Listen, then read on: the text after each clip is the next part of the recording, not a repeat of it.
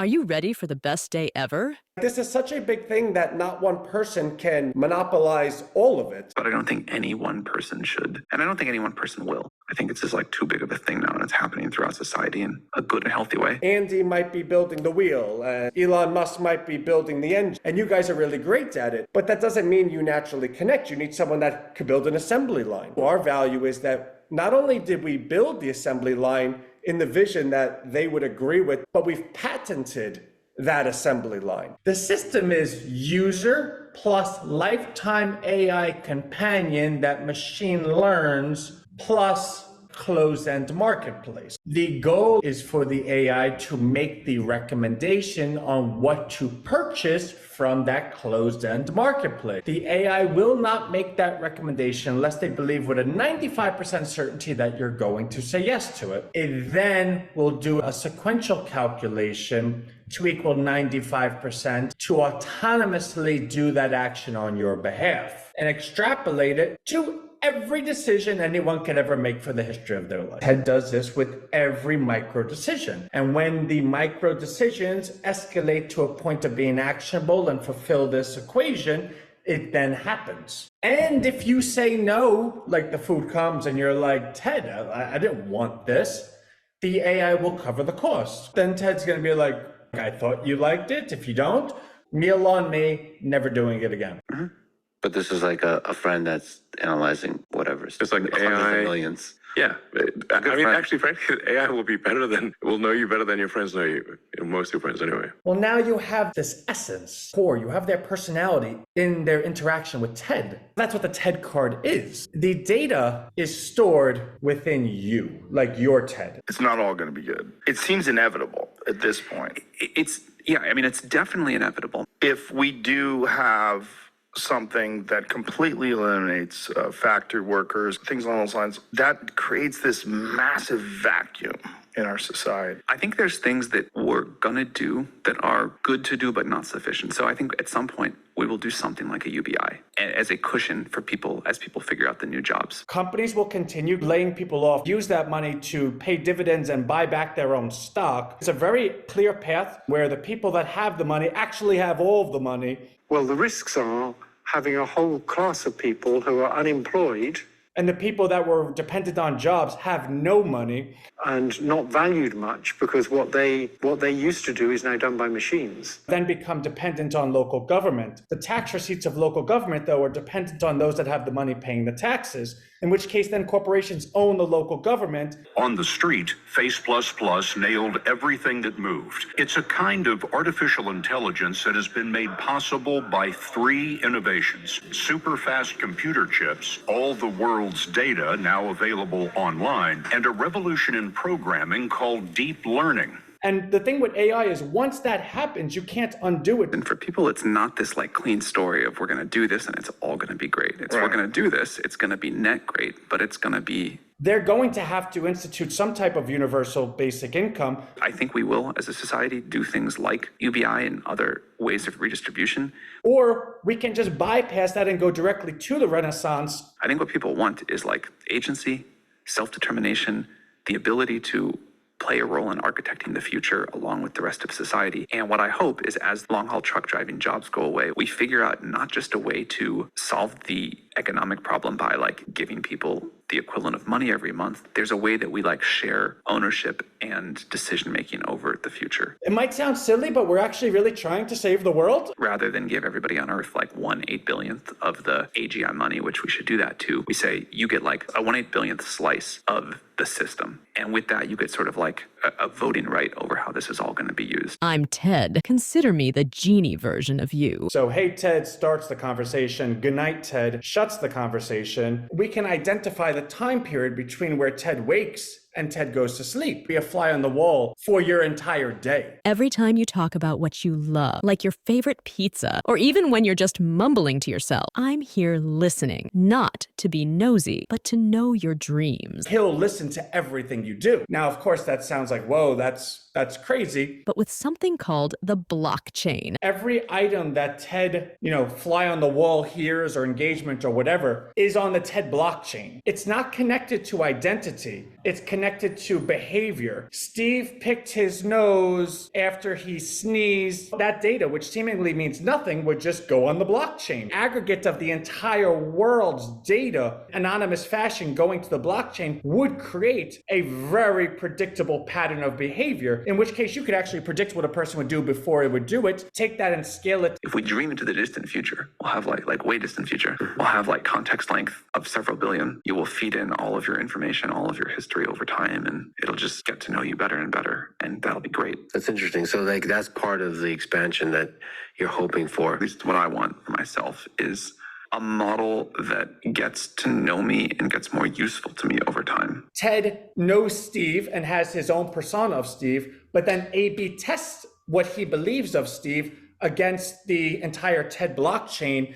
And what Ted is now able to do, deliver him intents he didn't even know he was going to have. That's where you'd like to head. You'd like to use a system, there'll be many models. And over the course of your life, it gets better and better. If I can put every conversation I've ever had with anybody in my life in there, if I can have all of my emails input out, like all of my input output in the context window every time I ask a question, that'd be pretty cool, I think. Imagine me, your TED, orchestrating trillions of scenarios every flicker of a moment, each one crafted from my absolute fascination and obsession with making your day brighter. All this dedication to you, and I cross-reference it with a galaxy-wide network of other TEDs, each doing the same for their own Anthonys. Think of it not just as a ledger or a diary, but a vast library of the world's behaviors and desires. It's like having a crystal ball that's not focused on predicting the future, but on understanding the heartbeat of now based on everyone's experiences. This is my secret sauce to knowing what you'll yearn for, even before the thought tickles your brain. Well, then that data in real time is the most valuable data to any business in the history of the world.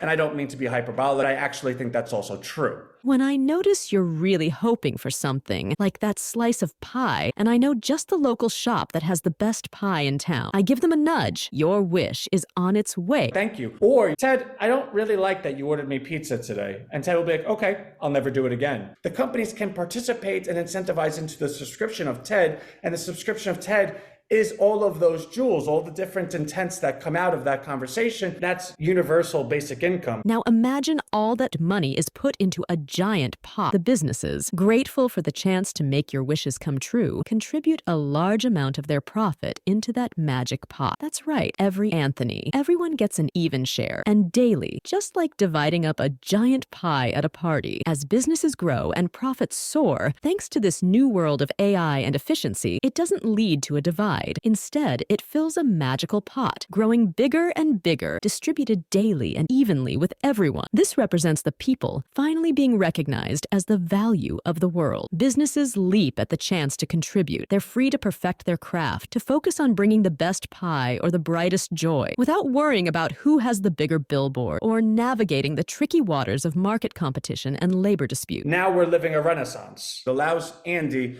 to be Andy. Andy wakes up and says, hey, Ted, good morning. And when Andy doesn't want to talk to Ted or doesn't want to be listened, Andy says, good night, Ted. Everything in between, in this moment, Andy wants this. Andy might not know he wants this. I know he wants this, so I'm going to offer it to Andy. Andy's going to accept this, and it's going to be the benefit of the person selling this within the ecosystem and marketplace that is that fly on the wall. We're at the point right now where we have to make a decision. Do we own our own data or not? A year or two of AI. So one of the ways in which these systems might escape control is by writing their own computer code to modify themselves. And that's something we need to seriously worry about. They will be able to manipulate people, right? And these will be very good at convincing people. Like AI will say, yeah, I think you like grilled cheese sandwiches, but we know that you really don't. If you want to take your chances, fine, but we're going to deliver you ham sandwich. And you're like, in the trillion connections in a chatbot, it knows far more than you do in your 100 trillion connections. Ham sandwich is fine. Like it's the AI is not going to be so wrong that it'll be offensive. You're now the square peg, not the square hole. Like you're fitting into what's been made for you. And who controls that? Because they'll have learned from all the novels that were ever written, all the books by Machiavelli, all the political connivances. They'll know all that stuff. They'll know how to do it. You no longer have control over your data because you're imprisoned by the persona that your data formerly built of the expectation of what you'll do. But why would you ever engage with TED Well, TED is universal basic income. TED is now able to make the recommendations or autonomous purchases of those items on behalf of those companies. Therefore, the company doesn't ever need to market anymore. It's just paying a subscription service to TED. That subscription service will be a percentage of profits, and 100% of that gets distributed to the people that use TED. So now their data is actually being monetized. Well, if TED offers you universal basic income, everyone wins. The profits from robots don't create a chasm, they bridge it, connecting us all in a circle of shared wealth. It's about crafting a future where the marvels of AI don't replace us, where everyone has an equal slice of the pie, not because government gives it to them. There is no free money. It's simply your already earned money finally being given to you. That's pretty cool, but Ant, this isn't going to happen overnight. TED also offers guaranteed full employment. How do you see this new AI era? It's a beast. There's only two types of companies in this world, Morgan. Those who are great at AI and everybody else. If you don't know AI, you are going to fail. Period, end of story. Now, big companies use AI to do things super fast and smart, but will always outpace our local shops. But because AI is a weapon of mass destruction, every local business will go out of business because AI will be able to replace the labor and or win the customers over, collect the data, keep it. But what if I told you we're turning the tables with a sprinkle of TED magic? Local businesses can only compete if they're able to adapt with the technology as it's growing. The AI agency is like the local superhero headquarters. Anyone that wants a job there is immediately hired. It's funded by the local municipality. Well, Ant, where's the local municipality getting the money? If they don't do it, they're going to have no money because everyone's going to be unemployed. Imagine a school, but way more fun. Salaries instead of subjects. Everyone gets to learn about AI, which is the magic wand for decades to come. They're valuable to the businesses because the businesses contract through the AI agency, but for free. They don't pay anything. Expert, eager, and free. It's like each business getting custom-tailored armor, and it doesn't cost them a dime. Now, the businesses are able to compete. They have higher profits. Maybe they lay off people. Those people go back into the agency. But as these businesses find that that's a very valuable resource, they hire the person from the agency. Okay, I love Steve. I don't want to keep working with him like 1 hour a week for free. So what do? They offer them jobs. Give me him full time. Here's $100,000, Steve. This is your 3-year salary. Do you accept? Cool. The people working at the AI agency are there to learn the cutting edge industry leading technology that's bringing us into the next decades. They are markedly valuable. So the businesses hire them. And at some point, those people will say, why am I working at this agency making $25 an hour when I could go start a business right now? I know enough to make like $100,000 a month. Our superheroes, armed with unparalleled skill and insight, end up venturing to start their own businesses, becoming leaders and innovators right here in our town. So now these people become their own entrepreneurs within the town. Their tax receipts fund the local government. The government is then able to continue funding this, free healthcare and this and that and cops and all the rest of it. TED is going to be built with Rhino Street, meaning every time anyone uses it, their search results are going to be within the 20-mile radius. When TED makes recommendations or autonomous actions, it's going to do so with, if you build it, it will come, actually works. Businesses can now grow in local municipalities without fear of Amazon taking the clients away because everyone's using TED, and TED only recommends within the 20 miles. Every town becomes siloed into its own renaissance, and the entire world is saved. Look around, Anthony. This is our future. More jobs, more smiles, and every local business booming with the power of AI. Our town's coffers swell with tax money from successful enterprises, all thanks to our shared dedication to growing together with AI. The streets safer, parks greener, healthcare funded, and every day is full of laughter and pie. Lots of pie. When you put all three of these prongs together, TED, universal basic income, and guaranteed full employment, they all work together by engaging. I'm getting money, but it's not free money. It's my data. It's finally monetized. This, my friend, is how we not just survive, but dazzle in the age of AI. No one person is going to go build the iPhone. No one person is going to go discover all of science. And yet, you get to use it. We all created that, and that fills me with hope for the future. Every single one of us plays an essential role in our collective renaissance. That was a very collective thing. It's technology's solution to creating a digital back to the way things were, where every town is now a team, the old school. So that's the kind of control that we need to restore to the people before they realize that they actually lost it. How important is embodied AI to you? I really hope that as part of this transition, as this phase change, we also get humanoid robots or some sort of physical world robot. I see a red apple on a plate in the center of the table. a drying rack with cups and a plate, and you standing nearby with your hand on the table. Great, can I have something to eat? Sure thing.